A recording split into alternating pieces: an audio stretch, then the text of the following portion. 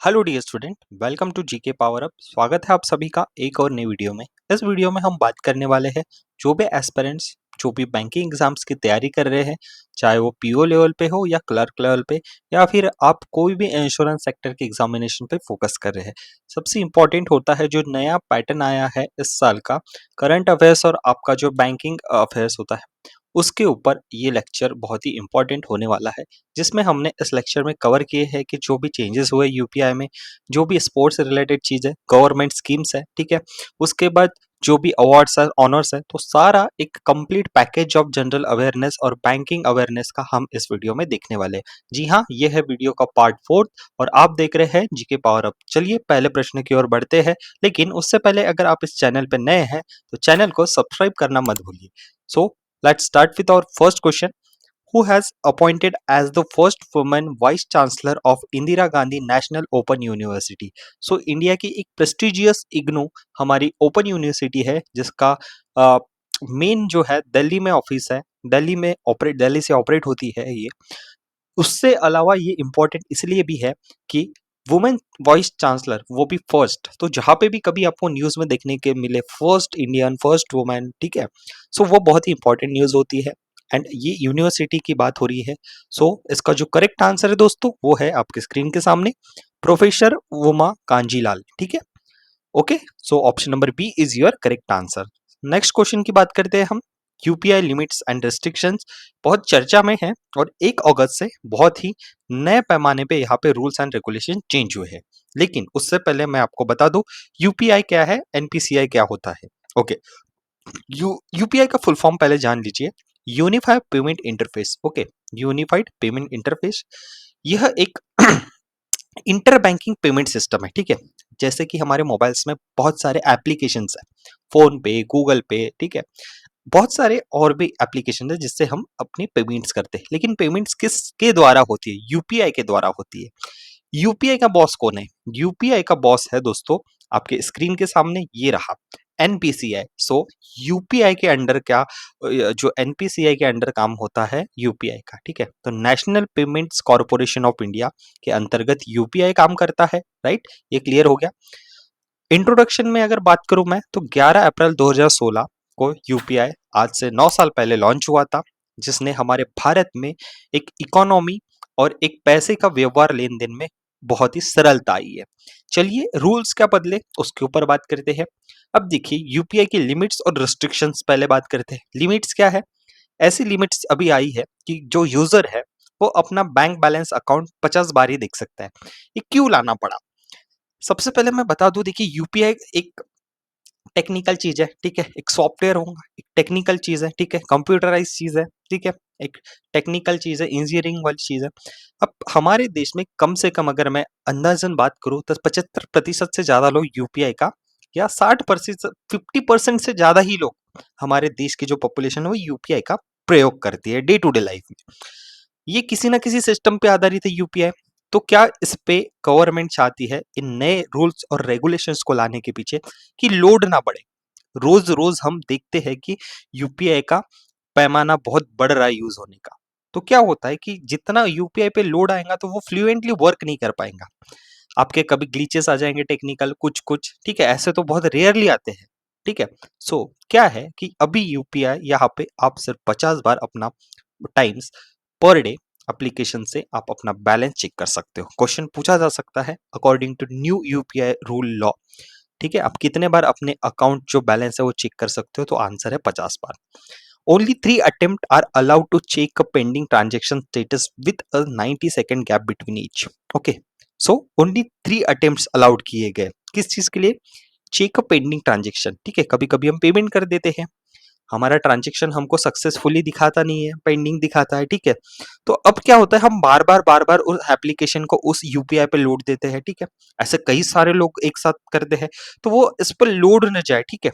तो इसके कारण हम 90 सेकेंड के अंतराल में हम 3 बार ही अपना यहाँ पे ट्रांजेक्शन स्टेटस चेक कर सकते हैं। Okay, now you can view your list of link accounts only 25 times. अब देखिए जो बड़े बड़े पेमेंट्स बिजनेस अकाउंट्स होते हैं, होल्डर्स होते हैं या मर्चेंट्स होते हैं, ठीक है, वो क्या करते हैं कि अपने बैंक अकाउंट्स को बार-बार उस एप्लीकेशन, उस यूपीआई के प्रोसेस के द्वारा बार-बार यूज़ करते हैं। तो उसके कारण भी कहीं न कहीं एक एक ग्लिच बोलो या एक लोड बोलो, ऐसे एक पर्सन ऐसे कई बिलियंस पीपल यूज़ करते हैं। सो उस पूरी व्यवस्था के ऊपर प्रेशर्स ना जाए, ठीक है? उसलिए अब यहाँ पे नया रूल दिया गया है कि हम अपना जो बैंक अकाउंट्स है, सिर्फ दिन में 25 बार ही लिंक के देख सकते हैं, ठीक है? क्लिक करके। ओके, जो रिवर्सल रिक्वेस्ट होती है यूपीआई की, अब हम सिर्फ 10 पेमेंट्स यहाँ पे रेज कर सकते हैं, ठीक है, per month, but only 5 for one sender, ठीक है, ये एक रूल आ गया। नेक्स्ट, पेमेंट ट्रांसपेरेंसी अपडेट्स क्या आई है? देखिए दोस्तों, क्या होता है, पहली बात, ऑटो पे। ऑटो पे आप सबको पता है, ऑटो पे क्या मतलब क्या होगा कि किसी चीज को अगर पेमेंट करना है, या आपने नेटफ्लिक्स का सब्सक्रिप्शन लिया हो, या अमेजॉन प्राइम का लिया हो, या कोई भी अन्य ओटीटी हो, या कोई आपको पेमेंट करना है, रेंट देना है, उसकी एक डेट फिक्स होती है, ऑटोमेटिक पेमेंट होता है। लेकिन क्या होता है, एक होता है पीक आवर्स। पीक आवर्स कब होंगे? जब लोग फ्री होंगे। लोग फ्री कब होते हैं?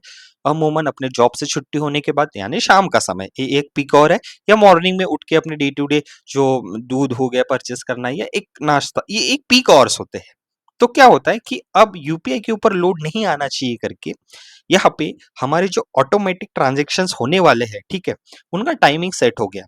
बिफोर 10 AM मतलब मॉर्निंग, फिर सीधा 1 बजे से 5 बजे तक, ठीक है, फिर सीधा 9:30 के बाद। तो पीक आवर्स में ऑटो पेमेंट्स नहीं होने वाले, ठीक है, पीक आवर्स के बाद। उसके बाद next, UPI app must show whether a payment was successful और फेल्ड। देखिए क्या होता है, मैंने एक दुकान पे गया, शॉप पे गया, मैंने कुछ सामान खरीदा, अब मैंने पेमेंट किया वो, अब मैंने पेमेंट लगभग कर दिया यहाँ पे 550 रुपए की।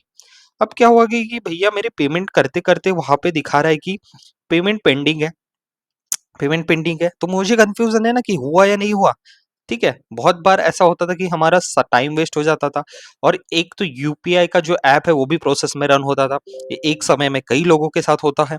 सो डियर फ्रेंड्स, यहाँ पे क्या हुआ, यहाँ पे ये चीज हुई कि अब अपने को यहाँ पे पेमेंट फेल्ड और सक्सेस का जो रिजल्ट है वो विद इन सेकेंड्स पता चल जाएगा। बात करते हैं आगे। Before completing a transaction the recipient registered bank name will be displayed to help a prevent fraud. बराबर है, जब हम पेमेंट करते हैं उसके बाद ही हमको दिखाता है कि इस व्यक्ति के नाम पे, एक्स वाई जेड के पर्सन के नाम पे 500 रुपए गए। लेकिन क्या होगा कि वो व्यक्ति वही है, इसके लिए अब क्या होगा, जैसे ही अब आप स्कैन करोगे, ठीक है, ठीक है, बिफोर कंप्लीटिंग ट्रांजेक्शन, उसके पहले ही जो रेसिपिएंट है जिसको पैसे मिलने वाले हैं, उसका नेम आपको डिस्प्ले हो जाएगा, राइट। सो ये कुछ थे अपडेट्स यूपीआई के बारे में। तो चलिए अगले प्रश्न की ओर बढ़ते हैं। Who has awarded the prestigious GP Birla Memorial Award in 2025 for outstanding contribution to India's space program? Okay, so GP Birla memorial award जो होता है मित्रों, ये एक इंडिया का स्पेस प्रोग्राम में जो आउटस्टैंडिंग काम करते हैं उन व्यक्ति को दिया जाता है, ठीक है। सो यहाँ पे जो करंट इसरो के चीफ है, जिनका नाम है डॉक्टर वी नारायणन, उनको यह अवार्ड दिया गया है। इस अवार्ड से वे सम्मानित हुए हैं। मुझे अभी बताइए कमेंट बॉक्स में वीडियो पॉज करके कि हाल ही में इसरो और नासा द्वारा एक मिशन लॉन्च किया गया है, जिसकी बात हम आगे आने वाले कुछ मिनटों में करने वाले हैं। उस मिशन का नाम क्या है? चलिए आगे बढ़ते हैं अगला प्रश्न की ओर। When is international tiger day celebrated? Okay, when is international tiger day celebrated? So international tiger day की बात करूं मैं, तो 29 जुलाई को हम हर साल इंटरनेशनल टाइगर डे सेलिब्रेट करते हैं। आपके लिए और एक डेटा में अगर बात करूं, तो जो 5वीं जनगणना हुई थी टाइगर पॉपुलेशन सेंसस की, सो अभी भारत में अंदाजन जो सेंसस के हिसाब से है 3167 पॉपुलेशन है। 70% पूरी दुनिया की टाइगर की पॉपुलेशन हमारे भारत देश में पाई जाती है। टोटल भारत में कितने टाइगर रिजर्व है? 58। ओके, सो याद रखिए ये बहुत ही इंपॉर्टेंट है। चलिए बात आगे बढ़ाते हैं, अगले प्रश्न की ओर चलते हैं। Which country recently conducted naval exercises July storm? ठीक है, जुलाई स्टॉर्म किस कंट्री ने नेवल एक्सरसाइज कंडक्ट की है? इस कंट्री का सही नाम है दोस्तों रशिया। तो रशिया द्वारा कंडक्ट कराई गई है जुलाई स्टॉर्म नेवी एक्सरसाइज। ओके, आगे बढ़ते हैं। चलिए, डिजिटल पेमेंट इंडेक्स, क्वेश्चन को समझिए, थोड़ा सा पॉज लीजिए, एक गहरी सांस लीजिए ताकि इस प्रश्न को आसानी से समझे। रिजर्व बैंक ऑफ इंडिया का है, जो कि हमारा एक इंपॉर्टेंट सेगमेंट होता है आरबीआई सेगमेंट, जिसमें हमको प्रश्न पूछे जाते हैं। Okay, so what is the base year? Base year मतलब क्या होता है? जब से शुरू हुई है चीज। For what? For the RBI digital payment index. प्रश्न पूछा है डिजिटल पेमेंट इंडेक्स कब से शुरू हुआ था। इसका सिंपली जानते हैं कि उत्तर क्या है, उसके बाद हम समझेंगे कि आरबीआई डीपीआई और डिजिटल पेमेंट इंडेक्स क्या होता है। चलिए, इसका जो सही उत्तर है 2018 से ये आरबीआई डीपीआई बेस ईयर शुरू हुआ है, ठीक है, 2018। ओके, चलिए समझते हैं reserve bank of India digital payment index क्या होता है। सबसे पहले देखिए, कभी भी कोई भी चीज हार्ड लगे तो उसको ब्रेक करके सेगमेंट में समझिए। रिजर्व बैंक ऑफ इंडिया पता है, बैंकों का बैंक है, बैंकर्स बैंक। हमारे देश में जितनी भी वित्तीय चीजें हैं, आगे की ग्रोथ प्रिडिक्टेबिलिटी है, हमारे देश में पैसों का व्यवहार कैसा चल रहा है, ये सब रिजर्व बैंक ऑफ इंडिया देखता है, संभालता है। उसके बाद बात हो रही थी डिजिटल पेमेंट इंडेक्स। तो हम डिजिटल पेमेंट्स तो जानते हैं, अभी हमने जो बात की यूपीआई द्वारा डिजिटली पेमेंट्स होते हैं, डिजिटली भुगतान होते हैं, कार्ड्स के द्वारा होते हैं, ठीक है। डिजिटली जो चीजें, डिजिटली पेमेंट जितने भी आते हैं वो डिजिटल पेमेंट के अंदर होते हैं। इंडेक्स मतलब क्या है? एक सूचकांक, मतलब क्या प्रोग्रेस हुआ है, ठीक है, अपने को समझता है। तो सबसे पहले अपन ये समझते हैं, हम लोग ये समझते हैं कि डिजिटल पेमेंट इंडेक्स शुरू कब से हुआ था, शुरुआत से समझते हैं। तो इसके लिए हमको सबसे लास्ट लाइन पे आना चाहिए। First of kind of index, ठीक है, ऐसा इंडेक्स है, ठीक है। ये कब हुआ था, जिसका मैंने अभी उत्तर हमने दिए थे। Base year of the index is March 2018। 2018 से ये इंडेक्स बनना शुरू हुआ, जिसमें जिसके पॉइंट थे 100। कोई भी इंडेक्स शुरू होता है तो 100 पॉइंट से ये यहाँ पे इनका कहना है कि हमने लिया 100 पॉइंट से। अब देखेंगे कि 2018 के बाद कितनी ग्रोथ हुई है, राइट, कितने पैमाने पे डिजिटल पेमेंट इंडेक्स की ग्रोथ हुई, डिजिटल पेमेंट हमारे भारत देश में हुई है, राइट। इतना क्लियर हो गया। चलिए, अभी क्या हुआ, 2025 मार्च का ये आंकड़ा है डिजिटल पेमेंट इंडेक्स का, जिसमें हमने 100 से 2018 से आज 2025 में 493.22 इतना ग्रोथ किया है। अब ये ग्रोथ किया है, इसका मतलब क्या होगा मेरे भाई बहनों?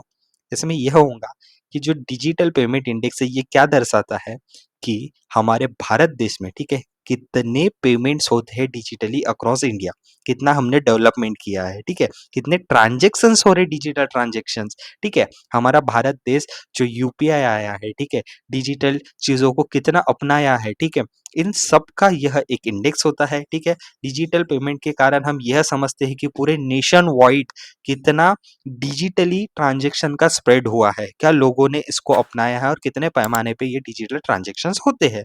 बस इतना ही ये हाँ आपको अभी फिलहाल समझना है। So according to digital payment index, it is a tool created by home, RBI, for what? To measure the extent of digitisation of payments, ठीक है। तो इसी का यही मतलब है। बस याद रखिए कि ये इंक्रीज हुआ है, जो सितंबर 2024 में ट्रांजैक्शंस जो डीपीआई आपका इंडेक्स है वो कितना था, 465.33, और अभी कितना है, 493.22। ओके, इतना क्लियर है दोस्तों। आगे बढ़ते हैं अगले प्रश्न की ओर। What is the main aim of the SEBI versus scam? ठीक है, ये कैंपेन लॉन्च किया गया है सेबी एंड एनएसई, ठीक है। तो यहाँ पे अगर मैं बात करूँ तो सेबी के जो चेयरमैन है, ये सबसे पहले याद रखिए, सेबी का हेडक्वार्टर है मुंबई महाराष्ट्र, मुंबई महाराष्ट्र। सेबी के जो चेयरमैन है तुहिन कांत पांडे, ठीक है, तुहिन कांत पांडे है। ये एक स्टैट्यूटरी बॉडी है, ठीक है, ठीक है। उसके बाद सेबी का फुल फॉर्म क्या है, stock exchange board of India, ठीक है, ठीक है। तो जो यहाँ पे securities and exchange board of India. उसके बाद ऑप्शन नंबर बी जो है इसका करेक्ट आंसर है। ये जो कैंपेन लॉन्च होता है, ठीक है, यही होती है डिजिटल एंड फाइनेंस न्यूज, ठीक है, digital and digital and finance news, जो हमारे एग्जामिनर का नया पैटर्न है, ठीक है। तो to protect investor from financial fraud, ठीक है, जो भी इन्वेस्ट करते हैं, इन्वेस्टर्स है, उनका फाइनेंशियल फ्रॉड होने से बचाव करना इस कैंपेन का लक्ष्य है। ओके, आगे बढ़ते हैं अगले प्रश्न की ओर। Which country has imposed a 25% tariff on India's goods effective from 1st of August 2025? तो यहाँ पर 25% जो टैरिफ लगा है, टैक्स लगा है, ठीक है, टैक्सेस लगे हैं, हाँ, जो भी हम आयात करते हैं, ठीक है, मतलब जो भी हमारे यहाँ से गुड्स एंड सर्विसेज जो भी जाएंगे जिस भी कंट्री में, तो उस कंट्री ने उस गुड्स के ऊपर, उस सामानों के ऊपर इतना परसेंट का टैक्स लगाया है। ये कौन सी कंट्री है? तो यहाँ पे इसका जो सही उत्तर है दोस्तों ये है United states of America, USA, जिसने 25% टैरिफ हमारे भारत देश पे लगाया है। ठीक है, चलिए आगे बढ़ते हैं नेक्स्ट क्वेश्चन। लेकिन उससे पहले दोस्तों एक छोटा सा नोटिस आपके लिए, अगर आप इस चैनल पे नए हैं तो आपको एक काम करना होगा, सब्सक्राइब। ठीक है, टेलीग्राम चैनल से जुड़ने के लिए लिंक डिस्क्रिप्शन में दे रखी है मैंने। और आप जिस भी किसी भी एग्जामिनेशन की तैयारी कर रहे हैं, ये सब चीज़ें आपके लिए बहुत ही इंपॉर्टेंट है, जो कि हमने बेस्ट सीरीज चला के रखी है आपके बैंकिंग एग्जाम्स के लिए। ठीक है, जहाँ पे हम स्टैटिक भी कवर कर रहे हैं एंड करंट अफेयर्स भी कवर कर रहे हैं, प्लस गवर्नमेंट स्कीम के भी लेक्चर अपलोडेड है। और धीरे धीरे और जैसे जैसे हमारी एग्जाम पास में आएंगी, और अभी से ही हमने ये काम करना शुरू कर दिया है। उसके बाद जो भी हमारे जनरल अवेयरनेस के सेक्शंस होते हैं, जैसे समिट्स हो गया, उसके बाद हमारे रिवीजन हो गए बैंकिंग एग्जाम्स के लिए, जिसमें banking awareness, index ranking, books and author, government scheme, reserve banking news, obituaries, static GS, sports, MoUs, सारी चीजें हम ऐसे ही लेक्चर्स में कवर करते हैं। लेकिन उसके लिए आपको करना क्या होगा, इस चैनल से जुड़ना होगा, जिसका subscribe button right hand side corner में दिया हुआ है। बढ़ते हैं हमारे टॉपिक के ऊपर। यह बहुत इंपॉर्टेंट है दोस्तों, चलिए समझते हैं निसार जो प्रोग्राम है ये क्या है और किसने इसे लॉन्च किया है। इंपॉर्टेंट है, क्वेश्चन क्या बन सकता है। सबसे पहले निसार का फुल फॉर्म, तो निसार का फुल फॉर्म होता है दोस्तों नासा। ठीक है, नासा, नासा के बाद इंडिया। ठीक है, नासा और इंडिया। तो हमारे देश और किस देश ने मिलके ये जो किस देश ने मिलके ये जो प्रोग्राम है ये लॉन्च किया है, तो United states of America and India. तो इंडिया का इसरो और भारत देश का इसरो और अमेरिका का नासा जो स्पेस एजेंसी है, इनकी कोलैबोरेशन से ये प्रोग्राम लॉन्च हुआ है दोस्तों। ऑपरेटर्स है दोनों। रडार इमेजिंग, इमेजिंग क्या होती है मैं आगे आपको समझाने वाला हूँ। तो दोस्तों लॉन्च प्रोवाइडर का है, स्पेस स्टेशन इंडिया से गया है। स्पेस फोर्स कौन सा है, तो सतीश धवन स्पेस रिसर्च जो सेंटर है, ठीक है, हमारे यहाँ, यहाँ से ये अपना टेक ऑफ लिया है। ठीक है, अब ये जो है ये मिशन क्या है, ये एक नासा का सिंथेटिक एपरेचर रडार, ठीक है, S for synthetic aperture radar होने वाला है। अब ये काम क्या करेगा, लेकिन उससे पहले जुलाई 30 को ये लॉन्च हो चुका है। अगर मैं आपको बताऊं तो दोस्तों यहाँ पे जो इसका लॉन्चिंग व्हीकल है ये पूछते हैं, तो ये है, याद रखिए, GSLV MK2, GSLV F16, ठीक है, जिसको फ्लाइट MK2 भी बोलते हैं। तो GSLV F16 ये इसका कैरियर था जिसने इसको अंतरिक्ष तक पहुंचाया है। ठीक है, अब ये क्या करेगा, समझो ये क्या करेगा। तो उसके लिए मैं आपको बताऊं कि देखो, जो भी हमारे पृथ्वी की सतह में परिवर्तन आता है, परिवर्तन किससे आता है, जैसे भूकंप हो जाता है, भूस्खलन हो जाता है, हिम नदियां, मतलब क्या होता है, जिसमें आपको ग्लेशियर्स का पिघलना, ठीक है, ग्लेशियर्स का पिघलना, इन सब चीजों का यहाँ पे आपको देखने को मिलता है। ठीक है, तो उसके कारण क्या होता है कि बहुत सारे चेंजेस आते हैं। ठीक है, बहुत सारे चेंजेस आते हैं। तो पहले क्या था, बाद में कैसा है, इसकी स्टडीज के लिए ये सैटेलाइट बहुत काम की है। उससे पहले एक और चीज आपको बताना जरूरी है कि निसार प्रोग्राम में हमारे भारत देश का कौन सा इंस्टीट्यूट है जिसने सक्सेसफुल पार्टनर किया है लॉन्च के दौरान, तो वो है हिंदुस्तान एरोनॉटिक्स लिमिटेड, क्योंकि इसने यहाँ पे जो मिशन हुआ है उसमें बहुत सारे कंपोनेंट्स बनाए हैं। ठीक है, कंपोनेंट्स बनाए हैं, तो ये पूछा जा सकता है कि कौन सी एजेंसी थी इस मिशन में भारत सरकार की, जो इस मिशन में बहुत ही अहम योगदान दी। आगे बढ़ते हैं, कृषि एवं मृदा नमी की निगरानी। ओके, तो समझ लेते क्या है।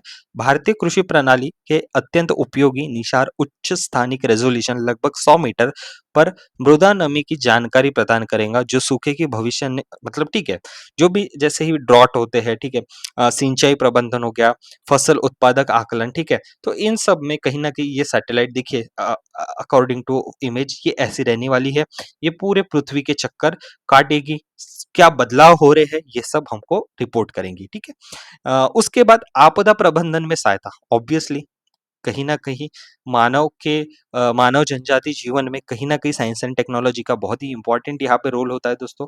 सो अगर मैं बात करूं दोस्तों कि ये सैटेलाइट क्या करेंगी आपदा प्रबंधन में।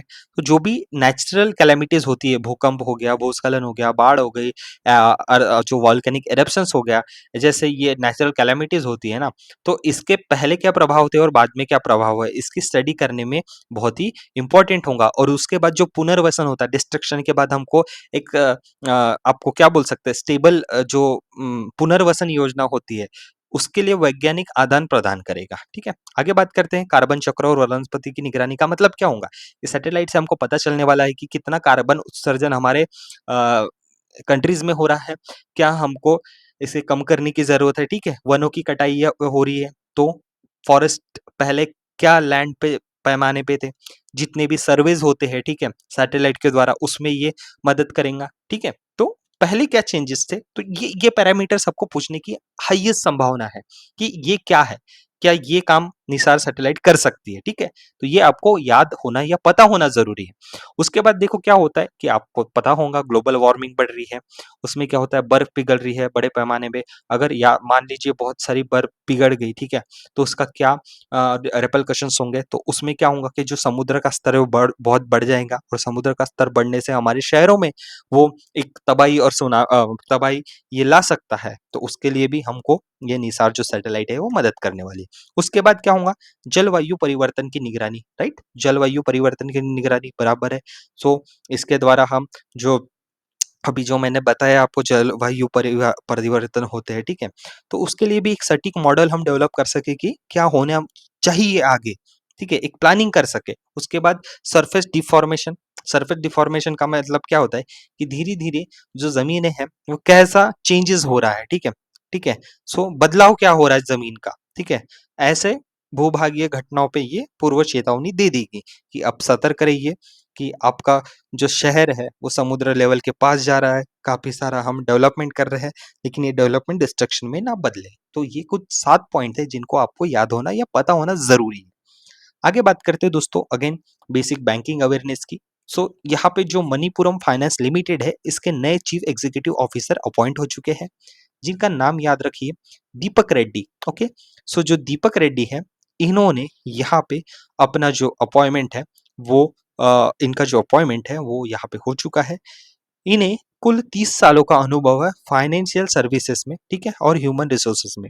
अब याद रखिए बिफोर ज्वाइनिंग मणिपुरम फाइनेंस ये कहाँ पे काम करते थे, तो बजाज फाइनेंस, ठीक है, बजाज फाइनेंसर लिमिटेड। ठीक है, यहाँ पे ये व्यक्ति काम करते थे। इंपॉर्टेंट होती है अपॉइंटमेंट, और स्पेशली जब भी बैंकिंग सेक्टर्स में होती है या आपके फाइनेंस सेक्टर में। ओके, चलिए आगे बढ़ते हैं दोस्तों। बहुत ही इंपॉर्टेंट और इंपॉर्टेंट न्यूज है फिर अगेन बैंकिंग अवेयरनेस की। ठीक है, यहाँ पे दो बैंकों का मर्जर हुआ है। ओके, मर्जर हुआ है मतलब बहुत ही इंपॉर्टेंट है पूछने के। 99 से 110% चांसेस है। ठीक है, 99 एंड 110% के ऊपर। तो रिजर्व बैंक ऑफ इंडिया ने अप्रूव किया है, क्या अप्रूव किया है, मर्जर। मर्जर किसका, न्यू इंडिया कोऑपरेटिव बैंक का। न्यू इंडिया कोऑपरेटिव बैंक का मर्जर आरबीआई ने किया है अप्रूव। किसके साथ किया है, मुंबई बेस्ड सारस्वत बैंक। ठीक है, मुंबई बेस्ड सारस्वत बैंक है। मतलब अब जो एनसीबी है, न्यू इंडिया कोऑपरेटिव बैंक, इसका कर्ता धर्ता कौन होने वाला है बच्चों, वो होने वाला है सारस्वत बैंक। ठीक है, सारस्वत बैंक जो है मुंबई में है। अब this merger will effect on 4 अगस्त। ठीक है, 4 अगस्त को ये मर्जर कंप्लीट होने वाला है। ओके, आगे बात करते हैं इम्पैक्ट क्या होने वाले हैं। देखिए, ऑल ब्रांचेस मतलब किसके, न्यू इंडिया कोऑपरेटिव बैंक के, विल ऑपरेट मतलब ये जो बैंक है अब कैसे किस नाम से जाना जाएगा, एज सब ब्रांच, मतलब इनके जो ब्रांचेस है, जो एनसीबी है, New India Cooperative Bank will operate as a bank of which branches, ठीक है, सारस्वत कोऑपरेटिव बैंक। ठीक है, okay, Saraswat Bank will take over assets. ठीक है, तो सारी जो एसेट्स एंड लाइबिलिटीज है न्यू इंडिया कोऑपरेटिव बैंक की, ठीक है, ये अब सब टेक ओवर करेगा Saraswat Bank. Customer for New India Cooperative Bank will become customer of Saraswat Bank and their interest protected. ठीक है, किसी को कुछ नुकसान नहीं हुआ है। जो पहले न्यू इंडिया कोऑपरेटिव बैंक के कस्टमर्स थे, अब वो सारस्वत बैंक के कस्टमर है। किसी का यहाँ पे कुछ हानि नहीं हुई है, सबके राइट्स प्रोटेक्टेड है। याद रखिए, बहुत ही 3 स्टार इंपॉर्टेंट अपडेट है दोस्तों। Okay, let's move forward. UPI record all time high monthly transaction at 19.47 billion in July. Okay, यहाँ पे बहुत इंपॉर्टेंट चीजें उभर के आ रही है। यूपीआई की all time high record monthly transactions हुई है। देखिए, ट्रांजेक्शन्स हो रही है और टोटल पैसे का व्यवहार ये अलग चीज होती है। ट्रांजेक्शन मतलब क्या है कि हमने ट्रांजेक्शन्स किया। अब आपने 5 बार 100-100 रुपए भी ट्रांजेक्शन किए हैं तो 500 रुपए हुए, लेकिन काउंट कितना होगा? वो 5 बार। वैसे ही टोटल जुलाई के महीने में 19.47 बिलियन ट्रांजेक्शन हुए और उन बिलियन में कितना पैसा खर्च, मतलब कितना पैसे का लेन देन हुआ है, तो वो है 25.08 ट्रिलियन। याद रखिए, बहुत ही इंपॉर्टेंट न्यूज है दोस्तों। लेकिन यहाँ पे ये एक चीज याद है, आपको याद करना है कि आंकड़े, ठीक है, ये इंपॉर्टेंट होते हैं। ओके, आगे बात करते हैं important sports current affair. Who won the women chess world cup 2025? And your correct answer is Divya Deshmukh. Divya Deshmukh, इन्होंने किसे हराया है? तो जो कॉनेरू हम्पी है, इनके अपोजिशन में ये इन्होंने गेम प्ले किया था। दिव्या देशमुख महज 19 साल के हैं, ठीक है। उन्होंने कौन से, मतलब वो कौन से राज्य से बिलोंग करते हैं? वो करते हैं महाराष्ट्र से और रहने वाले प्रॉपर है नागपुर। ओके, ठीक है, तो इंपॉर्टेंट है। चलिए आगे बढ़ते हैं अगले प्रश्न की ओर। Malta to host 2027 Commonwealth Youth Games, Commonwealth Sport is delegated to announce that 8th Commonwealth Youth Games. Okay, तो अनाउंस हो चुका है। करंट अफेयर में पूछा जाता है बैंकिंग एग्जामिनेशन में। सो 2027 में जो माल्टा है वो होस्ट करने वाला है, ठीक है, कॉमनवेल्थ यूथ गेम, और इसका जो एडिशन होने वाला है ये होने वाला है 8। ओके, तो दोस्तों आशा करता हूँ आपको ये भी न्यूज समझ में आ चुकी होंगी। नेक्स्ट बात करते हैं, बीमा सखी योजना is performance based stipendiary scheme launch by which, ठीक है, फॉर वुमेन एम्पावरमेंट। तो कौन सी यहाँ पे ऑर्गेनाइजेशन है, इंस्टीट्यूट है, जो बीमा सखी योजना को लागू कराती है? ठीक है, तो इसका जो सही उत्तर है LIC, ठीक है। LIC ऐसी इंस्टीट्यूट है जो बीमा सखी योजना को इम्प्लीमेंट करती है। समझते हैं बीमा सखी योजना के बारे में। दो लाइफ इंश्योरेंस करती है यहाँ पे मैनेज। हाल ही में जो life insurance corporation of India है, उसने MOU साइन किया है किसके साथ? Department of rural development. किसके लिए? प्रमोद बीमा सखी योजना, जो रूरल योजना में है। ओके, MOU वाज साइन कब हुआ था? जब फाइनेंशियल इंक्लूजन कॉन्क्लेव हुआ था। अनुभूति, अनुभूति कहाँ हुआ था? ये जो फाइनेंशियल इंक्लूजन कॉन्क्लेव, जुलाई 2025 में, ठीक है, गोवा में। इसमें क्या होने वाला है कि कुछ सिलेक्टेड वुमेन्स रहेंगे, यह ट्रेनिंग प्राप्त करेंगे और मंथली स्टाइपेंड्स प्राप्त करेंगे फॉर कितने साल के लिए? 3 साल के लिए। अब 3 साल के लिए इनको कितना पैसा मिलने वाला है? तो देखिए, इनको 3 साल के लिए यहाँ पे कैटेगरीज में पैसा मिलने वाला है। जैसे कि पहले साल इनको कुल मिलेगा 7,000, उसके बाद मिलने वाला है 6,000 और उसके बाद मिलने वाला है 5,000, ठीक है। तो ये ऐसे इंस्टॉलमेंट्स में पैसे मिलने वाले हैं। अब दिस स्कीम एम क्या करती है? टू अपॉइंट कितने, ये होता है 2 लाख बीमा सखी सॉरी स्टूडेंट्स, 2 लाख बीमा सखी, ठीक है, अक्रॉस इंडिया और नेक्स्ट 3 ईयर्स, ठीक है। तो ये इंफॉर्मेशन इंपॉर्टेंट है, याद रखिए। 7,000, 6,000, 5,000 3 साल तक मिलेंगे और 3 लाख बीमा सखी यहाँ पे अक्रॉस इंडिया अपॉइंट होने वाले हैं। लाइफ इंश्योरेंस इस स्कीम को रेगुलेट और चलाता है MOU department of rural development के बीच में हुआ है, LIC और department of rural development. Okay, next प्रश्न हम बात करें दोस्तों, सेंट्रल सेक्टर स्कीम, ठीक है, किसान सम्मान निधि, ठीक है, PM किसान सम्मान निधि। यहाँ पे ये सेंट्रल स्कीम का मतलब ये होता है कि 100% इसका जो देखभाल है इस स्कीम का, या 100% जो यहाँ पे पैसा होता है, वो सेंट्रल गवर्नमेंट देती है। किसको? जो भी यहाँ के लाभार्थी होते हैं। सबसे पहले PM किसान सम्मान निधि का जो 20वीं किस्त है, ठीक है, उसका हस्तांतरण हो रहा है, ठीक है, हैंड ओवर हो रही है ये किस्त किनको? किसानों को। कितना पैसा कुल? ठीक है, 20,500 करोड़ से ज्यादा की जो राशि है वो 9.70, ठीक है, 9.70 करोड़ लोगों को यहाँ पे मिलने वाली है। नरेंद्र मोदी जी यहाँ पे आज इसका उद्घाटन करने वाले हैं। वाराणसी डिस्ट्रिक्ट से ये किस्त दी जाने वाली है। क्यों और क्या ऑब्जेक्टिव है ये समझते हैं। Supplement the financial need of land holding farmer, जिनकी खुद की जमीन है, ठीक है, उनके लिए बहुत ही इंपॉर्टेंट होता है। जैसे ही वो अपनी एग्रीकल्चर प्रोक्योर करते हैं inputs for proper crop health and need. तो उसके लिए फाइनेंशियल चीज़ों की ज़रूरत लगती है, चाहे उन्हें कोई इक्विपमेंट्स खरीदने हो, चाहे उन्हें अपनी जो एग्रीकल्चर की जो पैदावार है उसको संभालना हो, उसके लिए दवाइयाँ लेनी हो। तो प्रॉपर एक सप्लीमेंट फाइनेंशियल नीड के तौर पे ये स्कीम काम में आती है। Again protect farmer from falling into डेब्ट, कर्जे में डूबने से बचाना जो मनी लेंडर्स है। फार्मर को सशक्तिकरण करना, ठीक है, उनकी ज़िंदगी सँवारना, प्रमोट एग्रीकल्चर ग्रोथ, ठीक है। उसके बाद बेनिफिट क्या है? एलिजिबल फार्मर जो भी रहते हैं उनको 6,000 रुपए मिलते हैं, ठीक है, एनुअली। 6,000 इंस्टॉलमेंट तो मिलती है लेकिन 6,000 एक साथ नहीं मिलते। ये कुल 2-2 हज़ार करके 2-2 हज़ार करके 6,000 की राशि कुल दी जाती है। ओके, सो ये डायरेक्टली ट्रांसफर होती है आपके आधार लिंक्ड बैंक अकाउंट में, ठीक है, हर 4 महीनों में, ठीक है, हर 4 महीनों में जो डायरेक्ट बेनिफिट ट्रांसफर होते हैं। और लॉन्च हुई थी ये जो स्कीम है फरवरी 2019 में। चलिए अगले प्रश्न की ओर आगे बढ़ते हैं, लेकिन यहाँ पे हमारा लेक्चर जो है वो समाप्त हो चुका है। लेकिन आपको ये लेक्चर कैसा लगा? ठीक है, ये लेक्चर कैसा लगा इसका ज़रूर मुझे कमेंट बॉक्स में बताइए। अगर आपने अभी तक इस चैनल को सब्सक्राइब नहीं किया है तो प्लीज़ इस चैनल को सब्सक्राइब कर दीजिए दोस्तों। इस चैनल को सब्सक्राइब करना है और बेल आइकॉन प्रेस करके रखना है, तब जब भी हमारी ऐसी इन्फॉर्मेटिव वीडियोज़ आए आप तक ज़रूर पहुँचे। हाँ, अगर आपको लेक्चर्स की पीडीएफ चाहिए, ठीक है, लेक्चर्स की पीडीएफ चाहिए, बहुत सारे गवर्नमेंट जॉब्स के नोटिसेस आते हैं, रिजल्ट्स आते हैं, यहाँ पे न्यूज़ होती है, ठीक है, और डायरेक्ट कोई भी वीडियो अपलोड होती है तो टेलीग्राम लिंक के भी उसकी अपडेट दी जाती है। तो कहीं अपडेट से छूटना नहीं है, तो आपको बस क्या करना है, लिंक डिस्क्रिप्शन में है, क्लिक करके टेलीग्राम चैनल ज्वाइन करना है दोस्तों। तो आशा करता हूँ वीडियो आपको बहुत अच्छे से समझ आई होगी। जो भी डाउट्स है कमेंट बॉक्स में ड्रॉप कीजिए, पूरी कोशिश करूंगा उस सवाल का जवाब देने के लिए। एंड प्लीज जाते जाते एक लाइक जरूर करते जाइए वीडियो को, एंड चैनल को सब्सक्राइब करना मत भूलिए। मिलते हैं अगले वीडियो में, तब तक के लिए ध्यान रखिए अपना। Take care, bye bye.